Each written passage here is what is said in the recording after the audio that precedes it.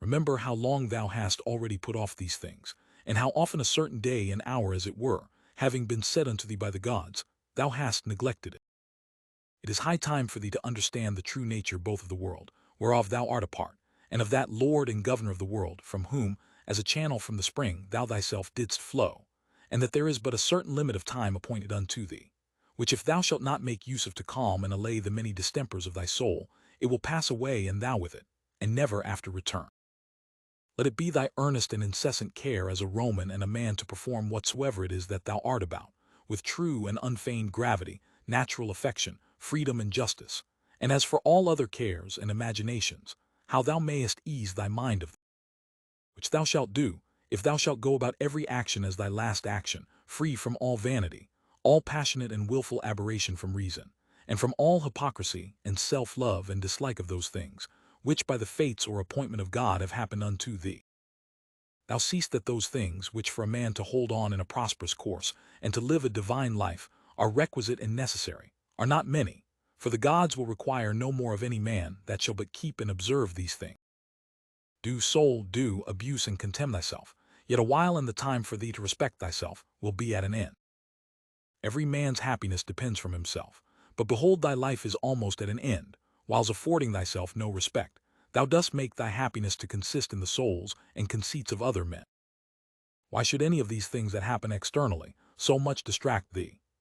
Give thyself leisure to learn some good thing, and cease roving and wandering to and fro. Thou must also take heed of another kind of wandering, for they are idle in their actions, who toil and labor in this life, and have no certain scope to which to direct all their motions and desires. For not observing the state of another man's soul, scarce was ever any man known to be unhappy. Tell whosoever they be that intend not, and guide not by reason and discretion the motions of their own souls, they must of necessity be unhappy. These things thou must always have in mind. What is the nature of the universe, and what is mine in particular, this unto that what relation it hath, what kind of part, of what kind of universe it is, and that there is nobody that can hinder thee, but that thou mayest always both do and speak those things which are agreeable to that nature, whereof thou art a part. Theophrastus, where he compares sin with sin, as after a vulgar sense such things I grant may be compared, says well and like a philosopher, that those sins are greater which are committed through lust, than those which are committed through anger. For he that is angry seems with a kind of grief and close contraction of himself, to turn away from reason, but he that sins through lust, being overcome by pleasure, doth in his very sin bewray a more impotent and unmanlike disposition. While then and like a philosopher doth he say, that he of the two is the more to be condemned, that sins with pleasure than he that sins with grief. For indeed this latter may seem first to have been wronged, and so in some manner through grief thereof to have been forced to be angry, whereas he who through lust doth commit anything, did of himself merely resolve upon that action. Whatsoever thou dost affect, whatsoever thou dost project, so do and so project all, as one who, for aught thou knowest, may at this very present depart out of this life. And as for death, if there be any gods, it is no grievous thing to leave the society of men. The gods will do thee no hurt, thou mayest be sure. But if it be so that there be no gods, or that they take no care of the world, why should I desire to live in a world void of gods, and of all divine providence? Gods there be certainly, and they take care for the world. And as for those things which be truly evil, as vice and wickedness, such things they have put in a man's own power, that he might avoid them if he would. And had there been anything besides that had been truly bad and evil, they would have had a care of that also, that a man might have avoided it. But why should that be thought to hurt and prejudice a man's life in this world, which cannot any ways make man himself the better, or the worse in his own person? Neither must we think that the nature of the universe did either through ignorance pass these things, or if not as ignorant of them, yet as unable either to prevent, or better to order and dispose them. It cannot be that she through want either of power or skill should have committed such a thing, so as to suffer all things both good and bad, equally and promiscuously, to happen unto all both good and bad. As for life therefore, and death, honor and dishonor, labor and pleasure, riches and poverty, all these things happen unto men indeed, both good and bad equally, but as things which of themselves are neither good nor bad, because of themselves neither shameful nor praiseworthy. Consider how quickly all things are dissolved and resolved, the bodies and substances themselves, into the matter and substance of the world, and their memories into the general age and time of the world.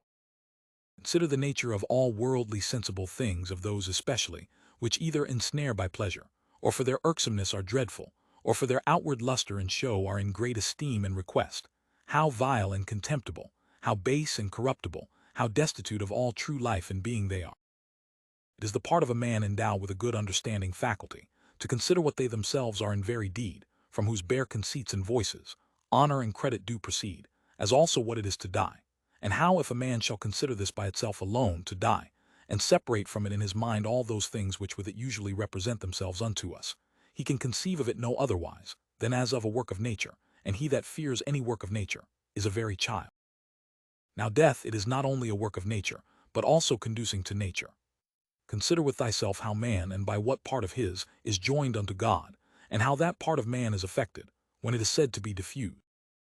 There is nothing more wretched than that soul, which in a kind of circuit compasseth all things, searching, as he saith, even the very depths of the earth, and by all signs and conjectures prying into the very thoughts of other men's souls, and yet of this is not sensible, that it is sufficient for a man to apply himself wholly, and to confine all his thoughts and cares to the tendance of that spirit which is within him, and truly and really to serve him.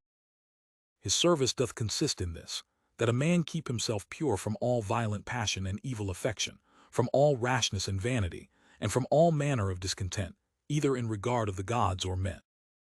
For indeed whatsoever proceeds from the gods deserves respect for their worth and excellency, and whatsoever proceeds from men, as they are our kinsmen, should by us be entertained with love always, sometimes as proceeding from their ignorance of that which is truly good and bad, a blindness no less than that by which we are not able to discern between white and black, with a kind of pity and compassion also.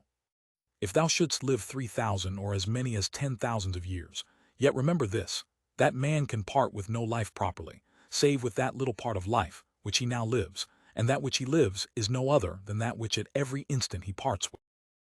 That then which is longest of duration, and that which is shortest, come both to one effect. For although in regard of that which is already past there may be some inequality, yet that time which is now present and in being is equal unto all men. And that being it which we part with whensoever we die, it doth manifestly appear that it can be but a moment of time that we then part with. For as for that which is either past or to come, a man cannot be said properly to part with. For how should a man part with that which he hath not? These two things therefore thou must remember. First, that all things in the world from all eternity, by a perpetual revolution of the same times and things ever continued and renewed, are of one kind in nature, so that, whether for 100 or 200 years only, or for an infinite space of time, a man see those things which are still the same, it can be no matter of great moment. And secondly, that life which any the longest liver or the shortest liver parts with, is for length and duration the very same, for that only which is present is that, which either of them can lose, as being that only which they have, for that which he hath not, no man can truly be said to lose. Remember that all is but opinion and conceit, for those things are plain and apparent, which were spoken unto Monimus the Cynic, and as plain and apparent is the use that may be made of those things, if that which is true and serious in them be received as well as that which is sweet and pleasing. A man's soul doth wrong and disrespect itself first and especially, when as much as in itself lies it becomes an aposteme, and as it were an excrescency of the world, for to be grieved and displeased with anything that happens in the world is direct apostasy from the nature of the universe, part of which all particular natures of the world are. Secondly, when she either is averse from any man, or led by contrary desires or affections, tending to his hurt and prejudice, such as are the souls of them that are angry. Thirdly, when she is overcome by any pleasure or pain. Fourthly, when she doth dissemble, and covertly and falsely either doth or saith anything. Fifthly, when she doth either affect or endeavor anything to no certain end, but rashly and without due ratiocination and consideration, how consequent or inconsequent it is to the common end. For even the least things ought not to be done, without relation unto the end, and the end of the reasonable creatures is, to follow and obey him, who is the reason as it were, and the law of this great city and ancient commonwealth. The time of a man's life is as a point, the substance of it ever flowing, the sense obscure, and the whole composition of the body tending to corruption. His soul is restless, fortune uncertain, and fame doubtful, to be brief.